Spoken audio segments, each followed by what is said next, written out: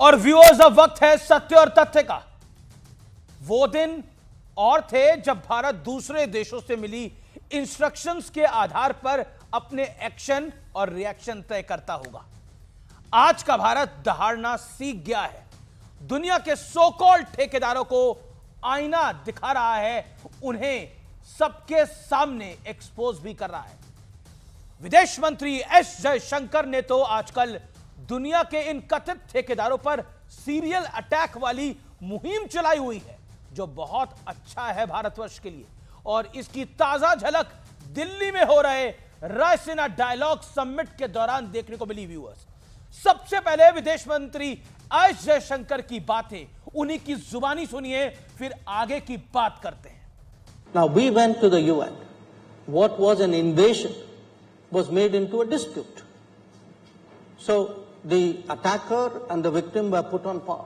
Who were the culpable parties? UK, Canada, Belgium, Australia, USA. Kashmir पर दुनिया के कथित बड़े और जिम्मेदार देशों की हिपोक्रेसी का इससे बेहतरीन और सटीक विश्लेषण शायद ही पहले कभी हुआ होगा, क्योंकि यह बात हम सभी जानते हैं कि 1947 में पाकिस्तानी सेना ने कश्मीर में घुसपैठ कर भारत के खिलाफ युद्ध छेड़ दिया था। तत्कालीन प्रधानमंत्री पंडित नेहरू शिकायत लेकर संयुक्त राष्ट्र पहुंच गए थे, तो संयुक्त राष्ट्र ने जम्मू कश्मीर में युद्ध विराम लागू करने को कहा।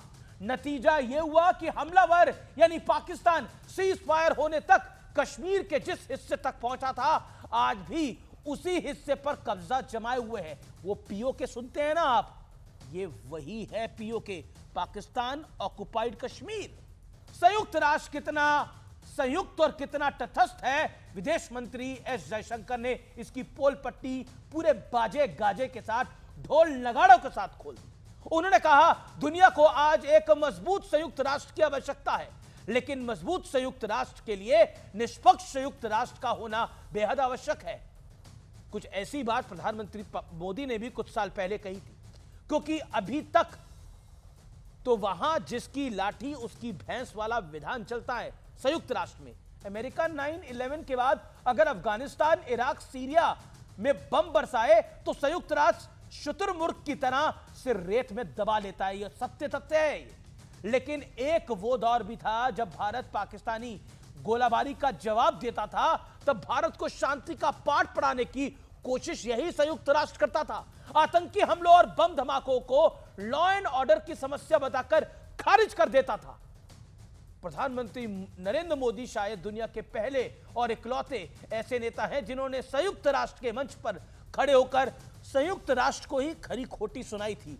याद करिए और सुनिए एक बार। 70वीं वर्षगांठ मनाई जा रही है, लेकिन अभी तक यूनाइटेड नेशन टेररिज्म की डेफिनेशन नहीं कर पाया है। संयुक्त राष्ट्र वो टूथलेस डॉग है, सही सुना आपने, टूथलेस डॉग है, जो देखता तो सब है लेकिन करता कुछ नहीं है। इसलिए हमें अपनी विदेश नीतियां हमारे लोगों के फायदे में ध्यान में रखते हुए बनानी चाहिए, अपने मुल्क को, अपने देश को फायदे में रख के बनानी चाहिए, और बन रही है। मोदी सरकार ऐसा करना शुरू भी कर चुकी है।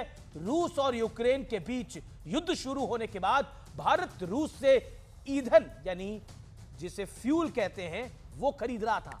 वो भी तब जब यूरोप से लेकर खाड़ी देशों तक और खाड़ी देशों से लेकर अमेरिका तक सभी ने भारत पर दबाव बनाने की कोशिश की।